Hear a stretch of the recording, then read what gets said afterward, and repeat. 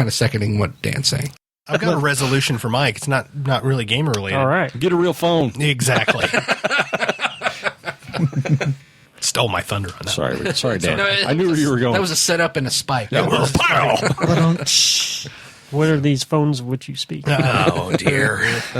Lost cause. Well, I think we need one collective, Like a group commitment. like one game that none of us have played that we're going to play next year. Next year. Yeah. A game none of us have ever played. What are some of our options? I'm not... That's easy for me, so. Right. Well, I mean, we can say World of Darkness because as this group has never played World of Darkness. As a group, no. Right. Did we just talk about doing that earlier? Wasn't Greg going to run Greg was going to run Vampire for us. Vampire, yeah. Yeah. Do it. That's not so much of a stretch, though. Yeah. I don't know. There's quite a few games that that I own that we've never played. Like what? Throw some out there. Well, there's the Savage Worlds, the Solomon Kane game. That actually sounds cool. That's kind of steampunky, isn't it? No, it's It's kind of Quakerish. yeah. He was. Oh, I'm sorry. I'm thinking of not the Quaker. no, not that quick. Not that quick. I'm thinking of what's the comic book character, the Man of Bronze? You know, You're thinking of Tarzan? no, I know who Tarzan is. Damn it, it's not Tarzan. It's the Man of Bronze. Doc Savage. Doc Savage. That's it. Yeah, this is not Doc Savage. Okay. No, this is Solomon Kane was a character from Robert E. Howard. I've read different things. Most of them say that it was his answer to the Cthulhu mythos. Cool. You know, it was set in the same era. You know, it was set in like the 1700s. So you have flintlock pistols and things like that, but mostly people fought with swords and, you know, stuff like that. Brian would have loved that. Yeah, he travels through like the Black Forest and runs into monsters and stuff like that. Cool. And that's a game that I have that we've never played. How about a game we haven't played in decades? We haven't done a post-apocalyptic. That's something that I was actually Mad thinking Max. about. There's a game from Cubicle 7 called Atomic Highway, which is a Mad Max game. Fallout. I'm thinking Fallout Yeah, Postman. Fallout. Yeah, it's a Fallout game. It's a Yeah. Fallout role-playing game. That would be That cool. would be I cool. would dig that. That would be really cool. So it could be something. Totally agree. Okay, I think that... I was the one that always pops into my mind. It's this my favorite setting, and I've never gotten to play it, but I would love to do Al-Qadim. I've actually thought about that because I love Al-Qadim. that's committing to playing second edition D&D though. No, it's Unless committing we- to playing a particular setting. I want to play what else? Greyhawk. Greyhawk. What'd you say? I want to play Greyhawk. Okay. Like where your head's at. What I started to do when Legend of the Burning Sands came out, the rule book for The Legend L5 of the Burning Sands. The L5R It's supplement. using the same rule set as L5R, only it's Al-Qadim. Right. I bought a whole bunch of old Al-Qadim adventures and things like that and was thinking about converting it over to that rule set. Mm-hmm. That's something we could possibly do. That would be a lot of work. converting All that really matters is you need rules for things like scimitars and genies and jinns, and I just like that setting. The Sinbad and the Seven Seas. Narnia.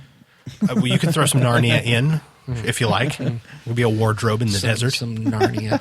Maybe Well, I was thinking the print- maybe the new we one. can incorporate that Dawn Treader. into the Harry Potter-esque Oh game. God, yes. And you can make my whole intention with I know you hate the word homebrew campaign. We need a new term for it.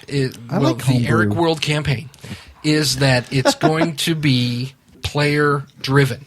I'm giving you the freedom to come up with things about your homeland and things like that. So that way you feel like you're more invested. And so you could come up with the whole, everything from this desert area and the whole genie thing and all that stuff if you wanted to.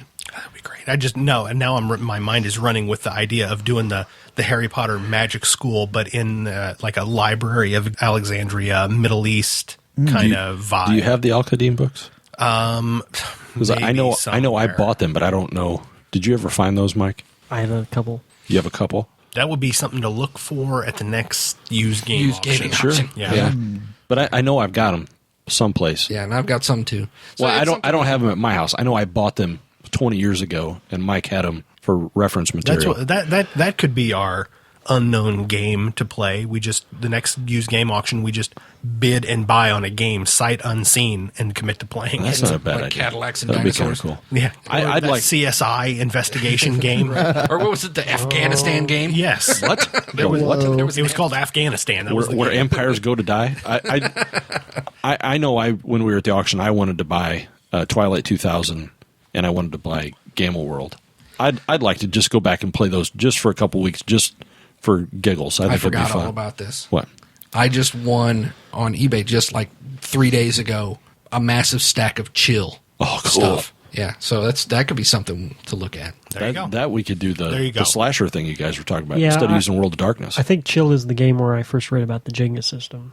Was Really? was playing Chill. You and I played that 18 years ago or And whatever. I when thought was I in had college. some of it, and I checked last time I was at my dad's, and I couldn't find it. So I just went and I found an auction. You just bought stuff that your dad had put on eBay. It's you bought Yeah, your I own bought stuff. Then I don't have to pay for shipping. There you go.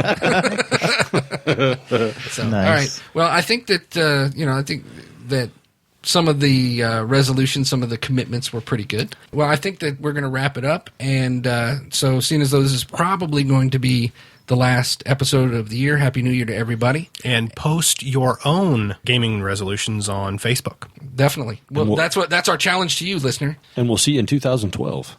Maybe. That's not till December, Dan. Oh, that's right. Sorry. See you. Follow us on Twitter. We're at Gamers Table. Like us on Facebook. Listen to us on iTunes. Or on Stitcher. Got a question you want read during the show? Send us an email at feedback@gamerstable.com or leave us a voicemail at 559-546-1231. Check out some other great shows affiliated with us at rpgcrosstalk.webs.com. You have been listening to Gamers Table, registered trademark Side Tangent Productions. Visit us at gamerstable.com. Products and intellectual properties discussed during this podcast are the properties of their respective owners. This production is for entertainment purposes only.